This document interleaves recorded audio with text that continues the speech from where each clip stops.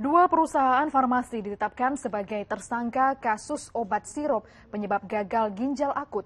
Badan Pengawas Obat dan Makanan pun mencabut izin edar obat dari perusahaan tersebut.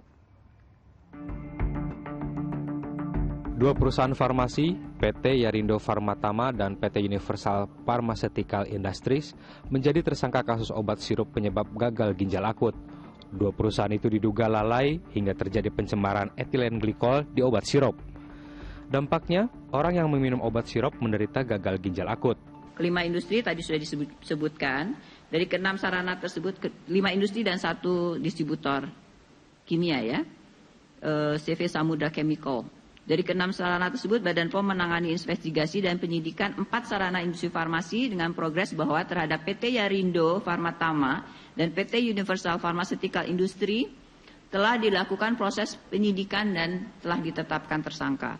Kemudian terhadap PT Cubros Pharma, saat ini masih dilakukan proses penyidikan dan masih dilakukan pemeriksaan saksi dan ahli untuk selanjutnya segera dilakukan penetapan tersangka. Demikian juga terhadap PT Samko Pharma, Badan POM masih berproses untuk investigasi dan pendalaman informasi untuk segera menetapkan tersangka.